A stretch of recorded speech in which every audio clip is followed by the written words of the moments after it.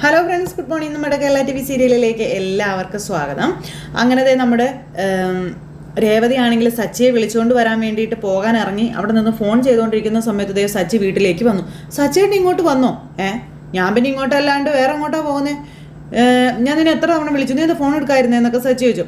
എടുത്തില്ലെങ്കിൽ ഞാൻ ഇപ്പം അങ്ങോട്ട് സച്ചിയേട്ടനെ വരാനിരിക്കായിരുന്നു എന്ന് പറഞ്ഞു. അപ്പോൾ എന്തിനാണെന്ന് ചോദിച്ചു. അതെ, പ്രശ്നമുണ്ട് സച്ചേട്ടൻ. എന്താ കാര്യം എന്ന് പറ രേവതി എന്ന് പറഞ്ഞു. അപ്പോഴത്തെ രേവതിക്ക് പേടിയായി. അപ്പോൾ എന്നെ കാണാതിരിക്കാൻ പറ്റുന്നില്ല അല്ലേ? നീ മനസ്സിൽ വിചാരിച്ചപ്പോൾ തന്നെ ഞാൻ ഇങ്ങോട്ട് വന്നില്ലേ എന്നൊക്കെ ചോദിക്കാം. അതാണ് നമ്മൾ തമ്മിലുള്ള മനപ്പൊരുത്തം.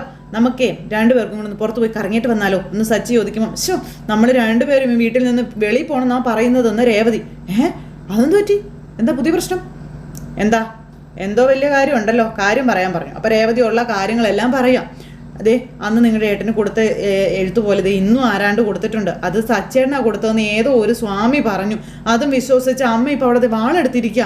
നമ്മൾ രണ്ടുപേരും ഇനി ഈ വീട്ടിൽ നിൽക്കരുത്, ഇവിടെ നിന്ന് പോകണമെന്നാണ് പറയുന്നതെന്ന് പറയുമ്പം കൊള്ളാം. ഇവർക്ക് എന്താ വിചാരിച്ച് വെച്ചിരിക്കുന്നത്? ഞാനെന്താ മട്ടണിൽ ലെറ്റർ അയച്ച് പഠിപ്പിക്കുന്നത്? അവൻ ഇന്ന് ഞാൻ എന്ന് പറഞ്ഞ സച്ചി ചെല്ലുമ്പോൾ, സച്ചേട്ടാ വേണ്ട, ഒന്ന് നിൽക്കും, ഞാൻ പറയുന്ന കേൾക്ക്, ദേഷ്യപ്പെടല്ലേ സച്ചേട്ടാ. എങ്ങനെ ദേഷ്യപ്പെടാതിരിക്കും? ഞാൻ അങ്ങനെ ചെയ്തിട്ടില്ലല്ലോ, എനിക്കതിൻ്റെ ആവശ്യവും ഇല്ല. പിന്നെ എന്തിനാ ഇവർ ഇങ്ങനെയൊക്കെ പറയുന്നത്? എന്തിനാ ചെയ്യാത്ത കുറ്റം എൻ്റെ തലയെ കൊണ്ടിടുന്നേ? അപ്പോൾ സച്ചേട്ടൻ അങ്ങനെ ചെയ്യില്ല എന്ന് എനിക്കും അറിയാം. ഞാനത് അവരോട് പറയുകയും ചെയ്താ സച്ചേട്ടാ, പക്ഷെ അത് അവർ ചെവിക്കൊള്ളുന്നില്ല. ഞാൻ എന്ത് ചെയ്യാനാ സച്ചേട്ടാന്ന് രേവതി ചോദിക്കാം. സച്ചേട്ടൻ ഇങ്ങനെ ചുമ്മാ ദേഷ്യപ്പെടല്ലേ, സമാധാനത്തോടെ അവരൊന്ന് കാര്യം പറഞ്ഞ് മനസ്സിലാക്കുക. ചുമ്മാ പ്രശ്നം ഉണ്ടാക്കല്ലേ എന്ന് പറയുമ്പോൾ സമാധാനം കൈ നാടി മൊത്തം വാങ്ങിച്ചവൻ അടങ്ങും. അവൻ ഇന്നും ഞാൻ എന്നും പറഞ്ഞുകൊണ്ട് ഇങ്ങനെ പോവുക. അപ്പോൾ സച്ചേട്ടൻ ഞാൻ പറയുന്നൊന്ന് കേക്ക് പോവല്ലേ സച്ചേട്ടാ പ്ലീസ് സച്ചേട്ടാന്ന് പറഞ്ഞ് രേവതി കുറേ പറഞ്ഞു. എവിടെ ആര് കേൾക്കാം, സച്ചി അങ്ങ് ചെല്ലുക. അപ്പോഴേക്കും നമ്മുടെ ഇവിടെ വന്നാടാന്ന് പറഞ്ഞുകൊണ്ട് സച്ചി കയറി ചെന്നപ്പോഴത്തേക്ക് അമ്മയുടെ പുറകിലും പറഞ്ഞു, അമ്മ എന്നൊന്നും ചെയ്യലെന്ന് പറ, അമ്മ എന്ന് പറഞ്ഞുകൊണ്ട് സുധി ഇങ്ങനെ നിൽക്കുക കേട്ടോ. അപ്പോഴത്തേക്ക് സച്ചി പുറകിൽ ചെന്നു. അപ്പോൾ ഇവൻ കറങ്ങി ഫ്രണ്ടിൽ വന്നു. പിന്നെ അച്ഛൻ്റെ പുറകിൽ പോയി നിൽക്കുക. അപ്പോൾ അച്ഛൻ ഒന്ന് പറ അച്ഛാന്ന് പറഞ്ഞുകൊണ്ട് രേവതി ഇഴക്കണം. സച്ചേട്ടാ ഒന്നും ചെയ്യല്ല സച്ചേട്ടാ, അച്ഛ പറ അച്ഛാന്ന് പറഞ്ഞ് രേവതി. സച്ചി ആണെങ്കിൽ അച്ഛനെ അമ്മയും കിടന്ന് വട്ടം കറങ്ങുന്നു, മറ്റവനും അതുപോലെ തന്നെ കിടന്ന് വട്ടം കറങ്ങുന്നു. അച്ഛാ എന്നൊന്നും ചെയ്യരുതെന്ന് പറ അച്ഛാ, അമ്മേ അച്ഛാ എന്ന് പറഞ്ഞു. അപ്പോൾ നിങ്ങൾ എന്തേ കാണിക്കുന്നതെന്ന് ചോദിച്ചു അച്ഛൻ. മൊത്തത്തിൽ കാര്യങ്ങളൊക്കെ കിടക്കുക. പൈലി ഇങ്ങനെ നോക്കി കൈങ്ങിട്ട് നിപ്പുണ്ട്. എടാ വാടാ ഇവിടെ എന്നും പറഞ്ഞുകൊണ്ട് സച്ചി ഇങ്ങനെ വിളിക്കുമ്പോൾ, തൊട്ട് പോകരുത് അവനെ എന്ന് ചന്ദ്രമതി സച്ചിയോട് പറയാം. നിന്നെ ഞാനിന്ന് എന്നും പറഞ്ഞ് സച്ചി ചെല്ലുമ്പോഴേക്കും ഇവൻ അവിടുന്ന് മാറി ഇങ്ങോട്ട് ഓടുന്നു. പിന്നെ ഓടി മുകളിൽ സ്റ്റെയറിൻ്റെ മേളിൽ കയറിയപ്പോഴത്തേക്കും സച്ചി അവിടുന്ന് പിടിച്ച് വലിച്ച് താഴേക്ക് കൊണ്ടുവരും. കുറേ ആയടാ നിന്നെ ഞാൻ സഹിക്കുന്നു എന്നും പറഞ്ഞ് ഇങ്ങനെ ഒന്ന് കുറേ ഇടിയും ചവിട്ടൊക്കെ കൊടുത്തു സച്ചി ശ്രുതിക്കിട്ട്. അപ്പോഴത്തേക്കും ശ്രുതി ഇടയ്ക്ക് കയറി, തൊട്ട് പോകരുത് ശ്രുതിയെ, പാർലറടുത്തിനകത്ത് ഇടപെടേണ്ടെന്ന് പറഞ്ഞു. അപ്പോൾ ഇടപെടും എന്ന് ശ്രുതി. പക്ഷെ അതൊന്നും കണക്കാക്കിയില്ല സച്ചി അങ്ങ് ചെന്നില്ലേ. സച്ചി ചെന്നിട്ട് പിന്നെയും ശ്രുതിയെ പിടിച്ചിട്ട് ഇടിക്കുക. അപ്പോഴും പൈലി ഇങ്ങനെ കയ്യും കെട്ടി നോക്കി ഇങ്ങനെ നിൽക്കുക കേട്ടോ. എന്താണ് നിനക്ക് എന്തൊക്കെയാണോ നീ പറഞ്ഞുകൊണ്ട് നടക്കുന്നതെന്ന് ചോദിച്ചു. അപ്പോൾ ഇതിന് പൈലി എന്നും പറഞ്ഞുകൊണ്ട് ഇങ്ങനെ കൈയിട്ട് കാട്ടി വിളിക്കുമോ? ഈ ഷർട്ടിന് കുത്തി പിടിച്ചേക്കുന്നതാണ്, ഒച്ചയില്ല. പൈലി എന്നും പറഞ്ഞ് കൈയിട്ട് ആക്കി വിളിക്കുന്നുണ്ട്. പൈലി ഇങ്ങനെ സ്റ്റഡി ആയിട്ട് നേരെ നോക്കി ഇങ്ങനെ നിൽക്കുക, അനങ്ങുന്നില്ല. അപ്പോഴത്തേക്കും എടാ വിടടാന്നും പറഞ്ഞുകൊണ്ട് ചന്ദ്ര. അപ്പോൾ അച്ഛൻ എന്താടായി കാണിക്കുന്നതെന്ന് ചോദിച്ചാൽ അച്ഛൻ. അപ്പോൾ സച്ചയുടെ വിടുന്നും പറഞ്ഞുകൊണ്ട് രേവതി കഴുത്തിന് കുത്തി പിടിച്ചുകൊണ്ട് നിന്നത് അങ്ങ് തട്ടി അങ്ങ് എറിഞ്ഞു നമ്മുടെ സുധി, അതായത് സച്ചിയുടെ കൈ. എന്നിട്ട് വീടിന് ചുറ്റും കിടന്ന് ഓടുക. സച്ചി പിന്നാലെ കിടന്ന് ഓടുക. അപ്പോൾ അച്ഛൻ ഇവനോട് എന്നെ ഒന്ന് വിടാൻ പറയുന്നു പറഞ്ഞു ഈ സുധി. എടാ സച്ചി നിന്നോട് ഇവിടെ വരാനാ പറഞ്ഞതെന്നും പറഞ്ഞുകൊണ്ട് അച്ഛൻ ഇങ്ങനെ ദേഷ്യപ്പെട്ടപ്പോഴത്തേക്കും സച്ചി അങ്ങോട്ടേക്ക് ചെന്നു. എന്താടായി കാണിക്കുന്നത്? ഇതൊരു വീടല്ലേടാന്ന് അച്ഛൻ ചോദിക്കുക. ഇങ്ങനെ ഒരാൾ ഇവിടെ നിൽക്കുന്നത് നിനക്ക് വല്ല ഓർമ്മയുണ്ടോടാന്ന് ചോദിച്ചു. ഞാനതടാ പ്രതിമയാണോ എന്നൊക്കെ ചോദിക്കുമ്പം അച്ഛാ അവൻ എന്തൊക്കെ എന്നെ പറ്റി പറഞ്ഞുകൊണ്ട് നടക്കുന്നത്, ഞാനാണ് അവനെ കത്തെഴുതി പേടിപ്പിച്ചതെന്ന്. അപ്പോഴത്തേക്കും സുധി ചാടി വന്നു. അതെടാ നീ തന്നെ അത് ചെയ്തതെന്നും പറഞ്ഞു. അപ്പോഴത്തേക്കും നമ്മുടെ സച്ചി കൈ പൊക്കിയത് ഡോന്നും പറഞ്ഞുകൊണ്ട് സുധി ഇങ്ങനെ നിൽക്കുക.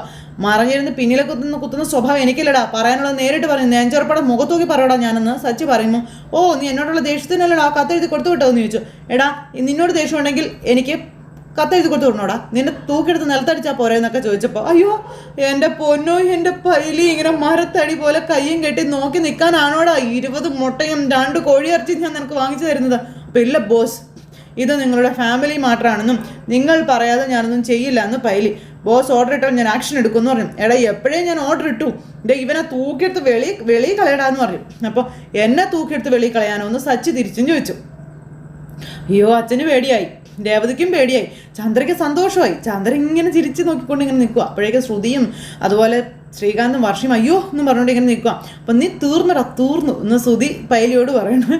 പൈലി ചെല്ലു പൈലി എന്നും പറഞ്ഞു. എന്നിട്ട് അവിടെ കിടന്ന് ഇങ്ങനെ കിടന്ന് വേരേക്ക് നീ ശ്രുതി. അപ്പോൾ സച്ചി അങ്ങോട്ടേക്ക് ചെന്നപ്പോഴത്തേക്കും പൈലിയുടെ പുറകിൽ പോയി ഒളിച്ചു നമ്മുടെ ശ്രുതി. അച്ഛനൊന്ന് മാറി നിന്നേന്ന് പറഞ്ഞുകൊണ്ട് നമ്മുടെ സച്ചി അങ്ങോട്ടേക്ക് ചെല്ലും. അപ്പോൾ പൈലിയുടെ പുറകിലാണല്ലോ നിൽക്കുന്നത് നമ്മുടെ സുധി. അപ്പോൾ സുധി എന്നിട്ട് ഈ പൈലിയെ സച്ചിയുടെ നേരെ തള്ളിയിട്ടു. സച്ചിയും പൈലിയും നേർക്ക് നേർ ഇങ്ങനെ കണ്ണിൽ നോക്കി ഇങ്ങനെ നിൽക്കുക. സച്ചിക്ക് ഭയങ്കര ദേഷ്യം. പൈലിയാണെങ്കിൽ ആ കൈയെടുത്ത് സച്ചിയുടെ നെഞ്ചത്ത് വെച്ചു. അപ്പോഴത്തേക്ക് രേവതിക്ക് പേടിയായി. സച്ചിയുടെ വേണ്ട സച്ചേട്ടാ, വേണ്ട ബോഡി ഗാർഡെ, സച്ചിയുടെ വെറുതെ പ്രശ്നം ഉണ്ടാക്കില്ല സച്ചിയുടെ വേണ്ട എന്ന് പറഞ്ഞു. അപ്പോഴത്തേക്കും സുധി, എനിക്കറിയായിരുന്നു ഇങ്ങനെയൊക്കെ തന്നെ സംഭവിക്കുമെന്ന്, അതുകൊണ്ടാണ് ഞാൻ എൻ്റെ ബോഡി ഗാർഡ് പൈലിയായിട്ട് ഇങ്ങോട്ട് വന്നതെന്നൊക്കെ സുധി പറയാം. നിനക്കെന്നിട്ട് ഭ്രാന്താണോ, ഗുണ്ടകളെയും കൂട്ടി വീട്ടിലേക്കാണോടാ വരുന്നതെന്ന് ചോദിച്ചുകൊണ്ട് അച്ഛൻ അന്നേരം സുധിയോട് ദേഷ്യപ്പെട്ടു. അച്ഛൻ അറിയോ, ഇവനുണ്ടല്ലോ, ഇവൻ 10 പേരെ ഒറ്റയ്ക്ക് നേരിടുന്നവനാണെന്നൊക്കെ പറഞ്ഞുകൊണ്ട് സുധി പറയാം. ഇവന്റെ ഈ കൈക്കരുത്ത് കണ്ട് പലരും പേടിച്ച് താഴെ വീണിട്ടുണ്ട് അറിയാവെന്ന് ചോദിച്ചു. പൈലിയുടെ കൈ പോലും എടുത്ത് പൊക്കാൻ സുധിക്ക് പറ്റണില്ല. മുക്കി തോറിയാണ് കാര്യം പറയുന്നത്. അതിനിപ്പോൾ ഇവന്റെ ഈ കൈ കൊണ്ട് 25 പേരേക്ക് ഒറ്റയടിക്കിടിച്ച് തകർത്തിട്ടുണ്ടല്ലേടാ എന്നൊക്കെ ചോദിച്ചുകൊണ്ട് നിൽക്കുന്നു. പിന്നെ ഇവൻ ആരെയും കൊല്ലാറില്ല, പക്ഷേ ജീവിച്ചിരുന്നിട്ട് പിന്നെ ഒരു കാര്യമില്ലാത്ത പരുവത്തിലാക്കും, നീഞ്ച പരുവത്തിലാക്കും എന്നൊക്കെ സുധി നിന്ന് ഇങ്ങനെ പറഞ്ഞുകൊണ്ടിരിക്കുക. അപ്പം അത് കേട്ടപ്പോൾ എന്നൊക്കെ പറഞ്ഞുകൊണ്ട് ചന്ദ്രമതി ഭയങ്കര ചിരി. സച്ചി അന്നേരം ഇങ്ങനെ തുറച്ച് നോക്കിക്കൊണ്ട് ഇങ്ങനെ നിൽക്കുക കേട്ടോ. അപ്പോൾ ഈ ഭീമൻ്റെ പ്രവർത്തികളൊന്ന് കാണണമല്ലോ എന്നുള്ളൊരിതിൽ തന്നെ. അപ്പോൾ അങ്ങനെ സച്ചേട്ടാ ഇങ്ങ് വന്ന സച്ചേട്ടാ, ഇങ്ങോട്ട് വാ സച്ചേട്ടാ എന്നും പറഞ്ഞുകൊണ്ട് രേവതി വിളിക്കുക. അപ്പം മോനെ സച്ചി, വേണ്ട നീ ഇങ്ങ് മാറിക്കേ എന്നും പറഞ്ഞുകൊണ്ട് അച്ഛൻ. അപ്പം മുന്നിന്ന് മാറാ എന്നും പറഞ്ഞുകൊണ്ട് പൈലിയോട് സച്ചി പറഞ്ഞു. അപ്പം നിങ്ങൾക്ക് എൻ്റെ ബോസിനെ അടിക്കണമല്ലോ എന്ന് പൈലി ചോദിച്ചു. അത് മനസ്സിൽ വെച്ചാൽ മതി എന്നും പൈലി പറഞ്ഞു. ഞാനിവിടെ ഉള്ളിടത്തോളം കാലം എൻ്റെ ബോസിനൊന്നും സംഭവിക്കില്ല എന്ന് പൈലി. തൊടാൻ കഴിയില്ലെന്ന് നിനക്ക്, ഇനി അഥവാ തൊട്ടാൽ നിൻ്റെ പൊടി പോലും കാണില്ല എന്ന് സച്ചിയോട് പൈലി പറയുന്നു. സച്ചി അന്നേരം കലി കയറി ഇങ്ങനെ നോക്കി നിൽക്കുകയല്ലേ. എന്നും പറഞ്ഞുകൊണ്ട് സുധി ഇങ്ങനെ നിൽക്കുമ്പോൾ, എന്താടാ സുധി നീ കാണിക്കുന്നത്, അയാളെ പിടിച്ച് മാറ്റടാ എങ്ങോട്ടെങ്കിലും എന്ന് പറഞ്ഞു അച്ഛൻ. കുറേ പുറത്തുനിന്ന് ആളെ ഇറക്കി തല്ലിക്കുന്നോടാ, എടാ അവനോട് വെളിയിൽ പോകാൻ പറയാൻ പറഞ്ഞു. അപ്പം ഇല്ല അച്ഛാ, ഞാൻ പറയില്ല, ഇവനെ ഞാൻ കൂടെ കൊണ്ടുവന്നത് ഇവനെൻ്റെ ബോഡി ഗാർഡ്, ഇവൻ്റെ അടുത്ത് തന്നെ കാണുമെന്നൊക്കെയായി പിന്നെ സുധി പറയുന്നത്. എന്ന് പറഞ്ഞുകൊണ്ട് ചന്ദ്രൻ ഒന്ന് തലയാട്ടും തുടങ്ങി. അപ്പം നീ നിന്ന് എരിവേറ്റി കൊടുക്കടി എന്ന് പറഞ്ഞുകൊണ്ട് അച്ഛൻ അമ്മയോട് ദേഷ്യപ്പെട്ടപ്പോൾ ഒന്ന് പോടുന്നു പറഞ്ഞുകൊണ്ട് നിൽക്കുക ചന്ദ്ര. സുധിയായിട്ട് നമ്മുടെ ഫാമിലി മാറ്റർ അല്ലേ, എന്തിനാ വെറുതെ, എന്ത് ഫാമിലി മാറ്റർ, നമ്മളൊക്കെ ഒരു ഫാമിലി ആണെന്നുള്ളൊരു ചിന്ത ഇവനുണ്ടായിരുന്നെങ്കിൽ ഇവൻ എനിക്ക് ഊമക്കത്ത് എഴുതുമായിരുന്നു നീ ശ്രുതി. എന്നതാ ശ്രുതി ഇവൻ ഈ പറയുന്നതെന്ന് അച്ഛൻ ചോദിച്ചു. അന്നേരം ഞാനല്ല ഇത് എഴുതിയതെന്ന് നിന്നോട് ഞാൻ പറഞ്ഞില്ലേ, നിനക്കത് പറഞ്ഞാൽ മനസ്സിലാവില്ലടാ എന്ന് സച്ചി ചോദിക്കാം. നിന്നെ ഞാനെന്നും പറഞ്ഞുകൊണ്ട് സച്ചി ഇങ്ങനെ കൈ വാങ്ങിയപ്പോഴത്തേക്കും വീണ്ടും സച്ചിയുടെ ഷർട്ടിൻ്റെ കോളറിന് കയറി ഈ പൈലി പിടിച്ചു. സച്ചിക്ക് അത് ഇഷ്ടപ്പെട്ടില്ല. അപ്പോഴേക്കും ചന്ദ്രയും അതുപോലെ നമ്മുടെ സുധിയും കൊടുക്കടാ എന്നും പറഞ്ഞുകൊണ്ട് ഇങ്ങനെ അവിടെ നിൽക്കുക. അപ്പോഴത്തേക്കും ശ്രീകാന്തും വർഷയൊക്കെ അയ്യോ എന്നും പറഞ്ഞുകൊണ്ട് പേടിച്ച് വരച്ചിങ്ങനെ നിൽക്കുക കേട്ടോ. അപ്പോഴത്തേക്കും നമ്മുടെ സച്ചിയുടെ കൈ ചുരുട്ടി, എൻ്റെ കുറുകെ വരാതിരിക്കുന്ന നല്ലത്, കൈ എടുക്കാൻ പറഞ്ഞു പൈലിയോട്. അപ്പം നീ എന്നെ വരട്ടുന്നത് പോലെ പൈലിയെ വരട്ടാൻ നോക്കണ്ട, നിനക്കറിയില്ല പൈലി ആരാണെന്ന്, ഇവനെ നാഞ്ഞടിച്ചാലേ നിനക്ക് പിന്നെ 4 ദിവസം എഴുന്നേക്കാൻ പറ്റത്തില്ലടാന്നൊക്കെ ആയി പിന്നെ സുധി. അപ്പം എൻ്റെ ദേഹത്തുനിന്ന് കൈ എടുക്കടാന്ന് പറഞ്ഞു പൈലിയോട് സച്ചി. എടാ പൈലി, നിന്നെ അവൻ്റെ പ്രഭാഷണം കേട്ടോണ്ടിരിക്കുന്ന അവനടുത്ത് വെളിയിൽ കളയടാ എന്നൊക്കെ പറഞ്ഞ് പൈലിയോട് ഇങ്ങനെ പറയുമ്പോൾ സച്ചിക്ക് ദേഷ്യം വന്നു. സച്ചി അവൻ്റെ കൈ പിടിച്ച് തിരിച്ചിട്ട് അവൻ്റെ ചെവിക്കല്ല് തീർത്ത് ഒരൊറ്റ ഇടിയായിരുന്നു. ആ ഒരൊറ്റ ഇടിക്ക് പൈലി കേട്ടൊക്കെ കറങ്ങി നിലത്ത്. പൈലിയുടെ കിളി പോയി. പൈലി എന്നും പറഞ്ഞുകൊണ്ട് സുധി ഇങ്ങനെ വിളിക്കുക കേട്ടോ. പൈലി ബോധം പോയി നിലത്ത് കിടക്കുക. എടാ പൈലി എന്നും പറഞ്ഞുകൊണ്ട് ഇങ്ങനെ നമ്മുടെ സുധി വിളിക്കുമ്പോൾ എല്ലാവരും വന്ന് ഇങ്ങനെ കമിഴ്ന്ന് കിടന്ന് പോയെന്നാ തോന്നുന്നതെന്നൊക്കെ പറഞ്ഞുകൊണ്ട് ഇങ്ങനെ നിന്ന് പറയാം. ചന്ദ്രമതിയുടെ ചിരിയൊക്കെ ഇതിൽ പോയെന്ന് പോലും അറിയില്ല. അയ്യോ എൻ്റെ ദൈവമേ, പൈലി എന്നും പറഞ്ഞുകൊണ്ട് നമ്മുടെ സുധി വിളിച്ച് കരച്ചില്ല. അപ്പോൾ ശ്രീകാന്ത് വന്നിട്ട് പറഞ്ഞു, അതേ അനക്കൊന്നും ഇല്ലല്ലോ. അപ്പോൾ എടാ കാലമാടാ എഴുന്നേക്കടാ എന്നും പറഞ്ഞുകൊണ്ട് സുധി, എടാ പൈലി എന്ന് പറഞ്ഞ് വിളിക്കുന്നത്, എടാ ഉറങ്ങാതെ എഴുന്നേക്കടാ എന്നും പറഞ്ഞു. പൈലി ഇവിടെ ബോധം കെട്ട് കിടക്കുവാണ്. അപ്പോഴത്തേക്കും പിന്നെ സുധിക്ക് പേടിയായി. എൻ്റെ മൊട്ടാന്നും പറഞ്ഞുകൊണ്ട് ഭയങ്കര കരച്ചിൽ. കുറച്ച് കഴിഞ്ഞപ്പോഴത്തേക്കും പൈലി എഴുന്നേറ്റ് അവിടുന്ന് കുഞ്ഞിപ്പിള്ളേർ കരയുന്നത് പോലെ കരയുക പറഞ്ഞ. അപ്പം എല്ലാവർക്കും ചിരി വരുന്നുണ്ട്. എല്ലാവരും വാ പൊത്തി പിടിച്ച് ചിരിക്കും കേട്ടോ. പ്രത്യേകിച്ച് നമ്മുടെ രേവതിക്ക് കിട്ടിയ അവസരമല്ലേ, രേവതി പൊട്ടിച്ചിരിക്കുക, അട്ടഹാസ ചിരി. പിന്നെ ശ്രീകാന്തും വർഷ അത് ഏറ്റുപിടിച്ചു. ഭയങ്കര ചിരി എന്ന് പറഞ്ഞാൽ ഭയങ്കര ചിരി. അവനവിടെ കുത്തിപ്പിടിച്ചിരുന്ന നിലത്തിരുന്ന് കരയോ കേട്ടോ. അന്നേരം എടാ എൻ്റെ 20 മുട്ട 2 കോഴി അടയിരുന്ന് മോങ്ങുന്നതെന്ന് സുധി പറയാണ് ശ്രീകാന്തിനോട്. അപ്പോൾ സമാധാനം ആയാലും അല്ലേ നിനക്കെന്ന് അച്ഛൻ ചോദിച്ചു. നല്ല ബെസ്റ്റ് ബോഡി ഗാർഡ്, ഇവൻ എത്ര പേരെ അടിച്ച് ഐസിയിലാക്കി എന്നാണ് പറഞ്ഞത്. അപ്പോൾ 25 പേരെ എന്നും പറഞ്ഞു വർഷ അച്ഛനോട് പറയാം. അടി കിട്ടിയിട്ട് ഇവൻ 25 തവണ ഐസിയിൽ കിടന്നായിരിക്കും പറഞ്ഞ് തിരിഞ്ഞു പോയതായിരിക്കും എന്ന് ശ്രീകാന്ത് പറയുമ്പോൾ അതായിരിക്കും കാര്യമെന്നും പറഞ്ഞുകൊണ്ട് അച്ഛനും കളിയാക്കുക. എന്നിട്ട് പിന്നെ അവൻ അവിടെ നിന്ന് കരുമ്പോൾ നീ എന്നതാടാ, നീ എന്തിനാടാ ഇങ്ങനെ എന്നൊക്കെ ചോദിച്ചുകൊണ്ട് നമ്മുടെ സുധി ഇങ്ങനെ ഈ പൈലിയോട് ചോദിക്കുമ്പോൾ പൈലി എഴുന്നിട്ട് ബോസിന് വല്ലതും പറ്റുമോ, ഇത് കൂടുതൽ എനിക്ക് എന്നാ പറ്റാനാടാന്ന് സുധി പൈലിയോട് ചോദിക്കാം. എടാ ഇത്രയും കാലം നിനക്ക് എനിക്ക് കരിമീനും മുട്ടയും ചിക്കനും ഒക്കെ തന്ന് വളർത്തിയത് ഇങ്ങനെ വെട്ടുപോത്തിനെ പോലെ കിടന്ന് മോഹനാണോടാന്ന് ചോദിച്ചു. എല്ലാം വേസ്റ്റ് ആയില്ലേടാന്ന് ചോദിച്ചുകൊണ്ട് സുധി ഇങ്ങനെ നിന്ന് ദേഷ്യപ്പെടുമ്പോഴത്തേക്കും ചന്ദ്രയ്ക്ക് നാണക്കേട്. ചന്ദ്ര ഇങ്ങനെ പുറകോട്ട് മാറി നിൽക്കുക, ശ്രുതിയും ചമ്മി നിൽക്കുക. അപ്പോൾ ബാക്കിയുള്ളവരെല്ലാവരും ഭയങ്കര ചിരി. ഗെറ്റ് ഔട്ട്, എടാ ഇറങ്ങി പോടാന്ന് പറഞ്ഞു ശ്രുതി പൈലിയോട്. ബോസ് എത്ര മണിക്ക് നാളെ വരണം ബോസ് എന്ന് ചോദിക്കുമ്പോൾ പിന്നെ അടക്കി വെച്ചിരുന്ന ചിരിയൊക്കെ ഒരു ഒറ്റ പൊട്ടലായിരുന്നു അവിടെ ഉള്ളവരുടെയൊക്കെ. ഇനി എൻ്റെ കൺമുന്നിൽ നിന്നെ കണ്ടുപോയിക്കരുത്, ഇറങ്ങി പോടാമെന്നും പറഞ്ഞുകൊണ്ട് പറഞ്ഞു. ബോസ് ഒന്നുകൂടെ ആലോചിച്ചിട്ട് പോരേന്ന് ചോദിച്ചു. എടാ നിന്നോടല്ലേ ഇറങ്ങി പോകാൻ പറഞ്ഞേ, ബോസ് എൻ്റെ തൊപ്പി തരുമോ എന്ന് ചോദിച്ചുകൊണ്ട് തൊപ്പി എടുത്തു കൊണ്ട് പൈലി അങ്ങ് പോയി. പൈലി പോയി കഴിഞ്ഞപ്പോഴത്തേക്കും സച്ചി വീണ്ടും ശ്രുതിയുടെ നേർക്ക് വന്നു. എൻ്റെ ദൈവം ഇനി ഇവിടെ നിന്ന് ഓടിയാ നാണക്കേടാ, എവിടെ നിന്നങ്ങ് കൊള്ളാം എന്ന് ശ്രുതി മനസ്സിൽ ചിന്തിക്കുക സച്ചിയുടെ മുന്നിലേ. എന്നിട്ട് മാറാൻ നോക്കിയപ്പോഴേക്കും എടാന്ന് പറഞ്ഞ് വിളിച്ചു. നീ ഇതുപോലെ 10 ബോഡി കണ്ണ് വിളിച്ചോണ്ട് പാടാ, സച്ചി തൊടാൻ നിന്നെ കൊണ്ട് പറ്റില്ല, എന്നെ വളർത്തിയതേ ഈ അമ്മയല്ലടാ എൻ്റെ അച്ചമ്മയാടാന്ന് പറഞ്ഞു. അപ്പോഴത്തേക്കും നമ്മുടെ രേവതി കൈയടിയും സച്ചേട്ടാന്ന് പറഞ്ഞ് കൈ കൊടുക്കലും ഒക്കെ ആയിട്ട് ഭയങ്കര സന്തോഷ പ്രകടനം. അതൊക്കെ കേട്ടപ്പോൾ നമ്മുടെ അച്ഛനും ഭയങ്കര സന്തോഷം കേട്ടോ. അതുപോലെ വർഷയും ശ്രീകാന്തും ഒക്കെ സന്തോഷമായിട്ട് നിൽക്കുക. അച്ഛമ്മയെ വളർത്തിയെന്ന് കേട്ട് കഴിഞ്ഞപ്പോഴത്തേക്കും ചന്ദ്രമതി എന്നും പറഞ്ഞുകൊണ്ട് ഇങ്ങനെ അവിടെ നിൽക്കുന്നു. നമുക്കൊരു കാര്യം ചെയ്യാം, നമുക്ക് സംസാരിച്ച് തീർക്കാം എന്ന് ശ്രുതി. അപ്പം ഇങ്ങനെ അല്ലല്ലോ നീ നേരത്തെ വന്നപ്പോൾ സംസാരിച്ചെന്ന് സച്ച് ചോദിച്ചപ്പോൾ നേരത്തെ വന്നപ്പോൾ ഞാൻ അങ്ങനെ പലതും പറഞ്ഞു കാണും, എന്നാൽ ഞാനിപ്പോൾ നേരെ കാര്യത്തിലേക്ക് വരാം. എനിക്ക് ആ ലെറ്റർ കൊടുത്തു വിട്ടത് നീ തന്നെയാണെന്ന് ശ്രുതി പറഞ്ഞു. എടാ എന്നും പറഞ്ഞ് സച്ച് വിളിച്ചു. കൊടുത്തു വിട്ട ആൾ നിന്റെ പേര് എന്നോട് പറഞ്ഞത്, ഏതവനാടാ അത് പറഞ്ഞതെന്ന് ചോദിച്ചു. അവൻ്റെ പേര് നിനക്കറിയാവല്ലോ, നീയല്ലേ അവന് കൊടുത്തു വിട്ടത്. നിന്നോട് ഞാൻ പറഞ്ഞു ഞാനല്ലാന്ന്, നീ അടി വാങ്ങിച്ച് അടങ്ങും, നിന്നെ ഞാനെന്ന് പറഞ്ഞ് അടിക്കാനായിട്ട് സച്ചി കൈ വാങ്ങുമ്പോൾ സച്ചി എന്നടേ കാണിക്കുന്നതെന്ന് ചോദിച്ചിട്ടുണ്ട്. അച്ഛനട കയറി. ഞാൻ അങ്ങനെ ചെയ്യുന്ന അച്ഛന് തോന്നുന്നുണ്ടോ എന്ന് ചോദിച്ചു. ദേ എങ്ങനെയെങ്കിലും നല്ല രീതിയിൽ ജീവിക്കണം, ഞാൻ അതിന് വേണ്ടി രാവും പകലും കിടന്ന് ഓടുക, അത് മാത്രമാണ് എൻ്റെ ശ്രദ്ധ എന്നും, അല്ലാണ്ട് ഇവനെയൊക്കെ ഭയപ്പെടുത്തിയിട്ട് എനിക്ക് എന്നെ കിട്ടാനാണെന്ന് സച്ചി ചോദിച്ചു. എടാ ഒന്ന് പറഞ്ഞ രണ്ടാമത്തേന് നീ എന്തിനാണ് കൈ വാങ്ങുന്നത്, എവിടുത്തെ ശീലമാടാ എന്നൊക്കെ അച്ഛൻ അന്നേരം സച്ചിയോട് ചോദിച്ചു. പിന്നെ ചെയ്യാത്ത തെറ്റ് ചെയ്തെന്ന് പറഞ്ഞാൽ ദേഷ്യം വരത്തില്ലേ എന്ന് ചോദിച്ചു. പിന്നെ എന്ന് പറഞ്ഞ ചന്ദ്ര ചെയ്യാത്ത കാര്യമൊന്നുമല്ല, ചെയ്ത കാര്യം തന്നെയാണെന്ന് ചന്ദ്രയും അന്നേരം അവിടെ നിന്ന് പറയുക. നിങ്ങൾ രണ്ടുപേരും ചേർന്ന് എഴുതിയതെന്ന് ചന്ദ്ര സച്ചിയോട് പറയുമ്പോൾ സച്ചിക്ക് അടിമുടി വിറച്ചു വരുന്നുണ്ട്. അതിൽ ഞാൻ മരിക്കുമെന്നാണ് എഴുതിയിരിക്കുന്നത്, ഞാൻ പെട്ടെന്ന് മരിക്കണം, അതാ നിൻ്റെയൊക്കെ ആഗ്രഹം അല്ലേടാ എന്നും ചോദിച്ചുകൊണ്ട് ഇങ്ങനെ ചന്ദ്ര സച്ചിയോട് പറയുന്നു. എന്താ നിങ്ങളുടെയൊക്കെ വിചാരം? അന്നേരം ആൻറ്റി ഇങ്ങനെ ഒച്ച വെക്കല്ലേ എന്ന് വർഷ പറഞ്ഞു. ഒച്ച വെച്ചാലേ ആ കത്തിൽ എഴുതിയതുപോലെ ഇപ്പം തന്നെ ഹാർട്ട് അറ്റാക്ക് വരുമെന്ന് വർഷ അന്നേരം ചന്ദ്രയോട് പറയുക. ശ്രുതി ഇതെല്ലാം കണ്ട് ആസ്വദിച്ച് ഇങ്ങനെ നിൽക്കുക കേട്ടോ, മൊത്തം ഒപ്പിച്ച് വെച്ചിട്ട്.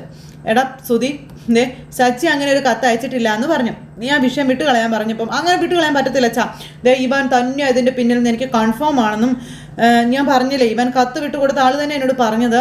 ഇതിൽ പേരെ എന്ത് തെളിവാണ് എനിക്ക് വേണ്ടത് എന്നൊക്കെ ചോദിക്കാം. ആ പറഞ്ഞത് ആരാണെന്ന് പറയടാ, എവിടെ വെച്ചാൽ പറഞ്ഞത്, എന്താ അവൻ്റെ പേരെന്നൊക്കെ ശ്രുതിയോട് സച്ചി ചോദിക്കുമ്പോൾ എന്നും പറഞ്ഞുകൊണ്ട് ശ്രുതി തലയാട്ടുക. അപ്പോൾ പാർലറായിട്ട് നിനക്കറിയാമായിരിക്കുമല്ലോ ആരാ അത് പറഞ്ഞെന്ന് ചോദിച്ചു. അന്നേരത്തേക്കും അത് എന്ന് പറഞ്ഞുകൊണ്ട് ശ്രുതി ഇങ്ങനെ നിൽക്കുക കേട്ടോ. അപ്പോൾ സച്ചി ഇങ്ങനെ ശ്രുതിയെ തന്നെ ശ്രദ്ധിച്ച് നോക്കുവാണ്. അപ്പോൾ പറ ശ്രുതി, ആരാ അത് പറഞ്ഞതെന്ന് നീ പറയാൻ അച്ഛനും ശ്രുതിയോട് പറയാം. പറഞ്ഞ നവീൻദാസാ നമുക്ക് പറയേണ്ടി വരില്ലേ? മൊത്തം പണി പാളി ശ്രുതിയുടെ നേരെ വന്നു. ഈ സമയത്ത് നടന്ന കാര്യങ്ങൾ പറയുക. അപ്പോൾ അതാ ശരിക്കും നടന്നതെന്ന് പറഞ്ഞു. അതായത് സ്വാമിയെ കണ്ട കാര്യം പറയുക. ആ കത്ത് കൊടുത്തു വിട്ടത് ആരാണെന്ന് അദ്ദേഹം പറഞ്ഞല്ലോ എന്ന് നമ്മുടെ ശ്രുതി അന്നേരം ചാടിക്കയറി പറയുക. അത് 100% കള്ളം, ഞാനല്ല കത്ത് എഴുതിയതെന്ന് സച്ചി അന്നേരം പറഞ്ഞു.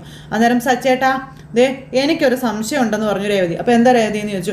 സച്ചേട്ടനല്ല കത്ത് കൊടുത്തു വിട്ടത്, എന്നിട്ടും സച്ചേട്ടൻ്റെ ഫോട്ടോ ഫോണിൽ കാണിച്ചപ്പോൾ അത് സച്ചേട്ടനാണെന്ന് തന്നെ അദ്ദേഹം പറഞ്ഞു. അതിലൊരു കള്ളത്തരം ഇല്ലേ എന്ന് രേവതി ചോദിച്ചെടുത്ത് ശ്രുതി പെട്ടു. ശ്രുതിയുടെ അസാകല ചീട്ടും രേവതി കീറി.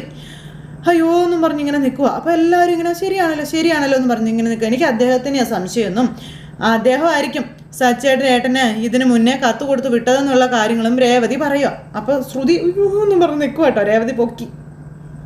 അതെ, രേവതി പറഞ്ഞതാ ശരി, സ്വാമിയുടെ വേഷം മാറി അയാൾ വന്നതായിരിക്കും എന്ന കാര്യം സച്ചി ശ്രുതിയോട് പറയാം. നിന്നോട് അവിടേക്ക് വരാൻ പറഞ്ഞതും അവൻ പറഞ്ഞിട്ട് തന്നെയായിരിക്കും. അവനെന്തോ പ്ലാൻ ചെയ്തിട്ടുള്ള കളിയാണെന്ന് സച്ചി ശ്രുതിയോട് പറയുക. അയ്യോ എന്ന് പറഞ്ഞ ശ്രുതി അവിടെ നിന്ന് ഓടാൻ ഭാഗത്തിനാണ് നിൽക്കുന്നത് കേട്ടോ. അപ്പോൾ കാര്യങ്ങളെല്ലാം നമ്മുടെ സച്ചി പറഞ്ഞു.